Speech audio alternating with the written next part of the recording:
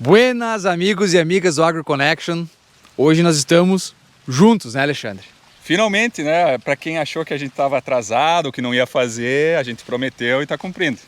Promessa é dívida e aqui a gente está para dar início ao segundo ano de uma parceria de sucesso com o AgroConnection e a RTC lá do nosso querido Rio Grande do Sul. Junto com eles a gente consegue viajar pelos Estados Unidos, levar informação para você direto do campo. A gente não se programa muito, né? Porque o legal são as surpresas e a gente vê nessa estrada lavoura com alta tecnologia, baixa tecnologia, soja, milho, planta daninha, a gente vê de tudo. E isso que é o Na Estrada com AgroConnection e RTC, mais uma vez, direto aqui dos Estados Unidos, né, Alexandre? É isso aí, a gente está bem animado então com o Crop Tour 2022. Ano passado a gente trouxe muita informação bacana, né? Tá disponível para todos vocês assistirem. A ideia é seguir um formato relativamente semelhante, né? Obviamente que a gente vai melhorar em alguns aspectos e um deles nada melhor do que começar aqui, né, pelo Nebraska, nossa primeira parada no estado vermelho aqui, né, do Nebraska. E vamos falar então, começando pelo milho então, Carlos? Pode ser. O que tu me diz? Bom, primeiro eu vou dizer que, né, um ano que a gente vai focar bastante em soja e milho. Nós vamos evitar falar de futebol, não é um ano bom para mim estar falando de futebol. O cara já tá de vermelho aqui do meu lado, me enchendo o saco, não é fácil, né? É verdade. Mas é isso aí. Bom, a gente vai começar, a gente está aqui no estado de Nebraska, então, falando sobre milho, depois a gente já vai para soja, nós continuamos nossa estrada. Você que está olhando esse vídeo aqui já não perde os próximos, porque nós vamos passar no Missouri, nós vamos passar em Iowa e nós vamos finalizar esse tour lá no Kansas. Então, começando com o lado mais oeste do Corn Belt. Falando de milho, para quem não nos acompanhou no ano passado, padrão americano, 76 centímetros ou as 30 polegadas, né? É o que a gente normalmente vai enxergar por aqui. Em relação aos estágios vegetativos, né? O milho teve milho replantado, né, Alexandre? Tem milho que já está pendoando, tem milho que está mais atrasado, está lá nos V ainda. E você vê aí em algumas fotos, né? A gente na estrada enxerga, a gente não consegue parar em todo lugar, mas você pode acompanhar aqui por outras fotos. E aqui onde a gente está, o milho em R1 nesse momento, né? E o Alexandre, completa para nós aí fala sobre o milho. Perfeito, Carlos. Acho que tu fez um resumo bem do que está sendo o estado de Nebraska, né? A gente tem a oportunidade de viajar bastante por aqui, né? Eu resido no Nebraska. E a gente vê essa diferença natural entre o oeste do estado, o leste do estado. Hoje a gente está mais aqui na parte leste. Mas o que a gente vê de diferente em relação ao ano passado para o estado de Nebraska? Primeiro que as condições de lavoura, né, que a gente vem reportando também nos nossos vídeos semanais, são piores, não dá para dizer que são muito piores, mas são relativamente um pouquinho pior que o ano passado por causa de alguns eventos de tempestade que nós tivemos no estado, né, e aí eu falo de granizo, vento, né.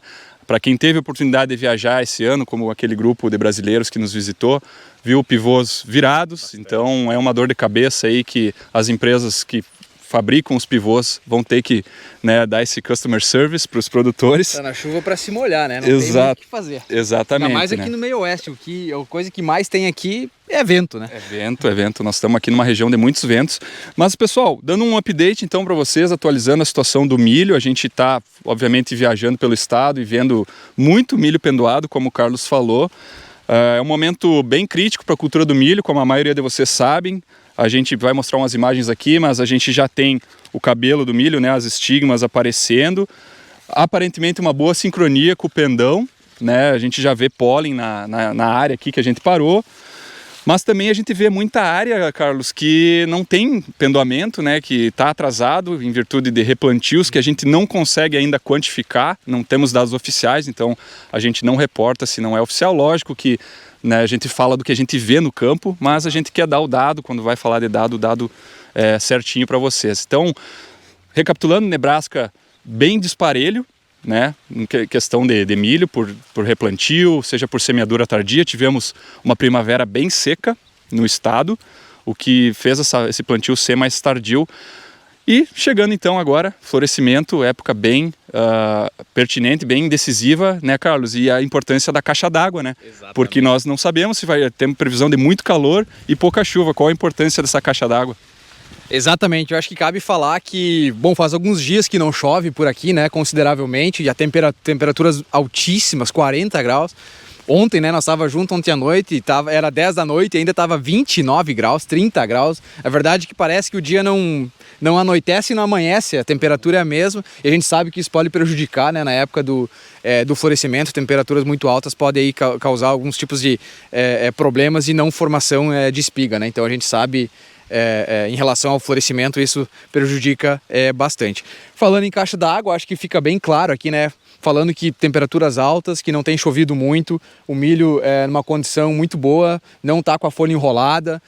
Então, a gente sempre fala que aqui os Estados Unidos ele é um pouco... tem que tomar cuidado na hora de interpretar um pouco os resultados, né? A gente vê muita informação dizendo que agora é momento crítico, que não está chovendo, que tem temperatura muito alta, mas a gente sabe que o solo americano, pela sua característica, né, de argila, dos argilos minerais 2:1, eles tendem, de uma certa forma, a armazenar mais água e, ao mesmo tempo, eles têm uma baixa drenagem. Então, essa água, ela se mantém e as plantas conseguem resistir aí a veranicos maiores aqui nos Estados Unidos do que seria no Brasil, né, comparado com o que a gente está acostumado a ver. E então, para complementar essa informação de caixa d'água, pessoal, se a gente pegar um solo que é bastante comum, né, os solos siltosos, mais da parte central e oeste de Nebraska, por exemplo, um Hard Silt Loam, por exemplo, que eles chamam aqui, né, um solo que tem a capacidade de armazenamento de aproximadamente 50 milímetros a cada 33 centímetros de solo, né?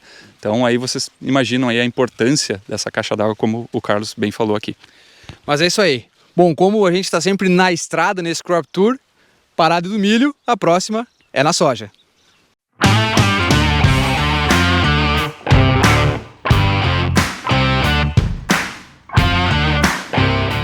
Bom, parada na soja, aqui no estado de Nebraska.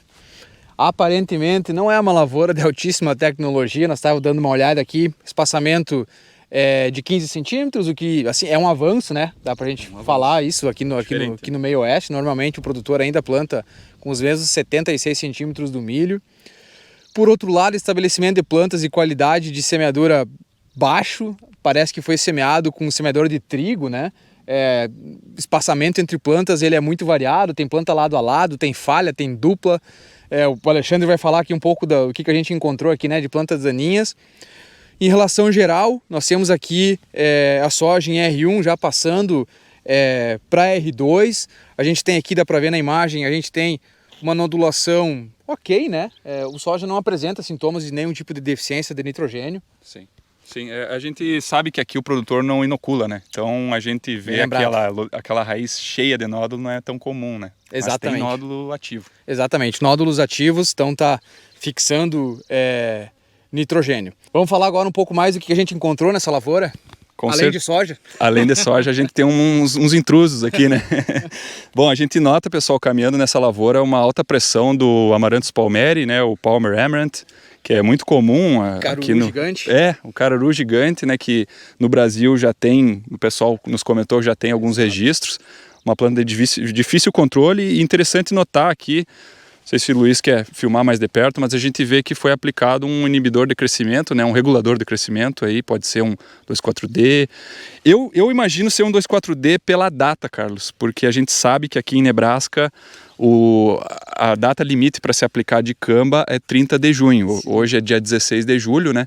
Se não for 2,4-D, não queremos. Daí eu acho que é melhor nós até sair daqui, né? Vamos sair daqui, verdade. Mas enfim... outra coisa que é interessante observar, conforme a gente veio dirigindo, e é uma situação que está bem comum de se ver em Nebraska, e vamos ver se nos outros estados também, é a questão do milho voluntário. Muito milho voluntário que o pessoal não controlou, e tem uma explicação para isso, porque o milho voluntário é bem comum, né? Rotação milho-soja e tudo mais. Só que esse ano a gente tem visto pouco controle, muito pelo preço do principal herbicida que controla, que seria aí uma molécula de cletodin, né, dos inibidores da CCase. Dificuldade de achar esse produto e o preço, né, que eu imagino que o pessoal que está nos ouvindo também deve estar assustado aí com os preços atuais. Então, Basicamente é isso que nós vimos um pouco de Japanese Beetle aí, quem sabe vão ver um pouco mais em Iowa, né, que mais adiante, mas eu acho que esse é o panorama geral aí, Carlos. Não, acho que é isso mesmo e acho que é difícil o controle, né? São poucas moléculas, como tu comentaste, que conseguem controlar, além do Enxadex, né? Que funcionaria muito bem, mas a gente sabe que em larga escala isso é impossível. Pragas, pouquíssimas, né? A gente sabe que o clima esse ano está um pouco diferente. Às vezes a gente se sente lá no Brasil, tá quente e ainda tá um pouco úmido, né? Então, talvez o produtor americano não esteja muito acostumado com esse tipo de clima, ele vai ter que talvez aprender um pouco mais como fazer controle, de repente mudar os níveis de controle, né? A gente vai ver como vai se desenvolver daqui para frente. Promessa é dívida, a gente quer vídeo curto, então vamos sair daqui agora, a gente já vai para Iowa pro próximo vídeo. Segue com a gente. Vamos lá.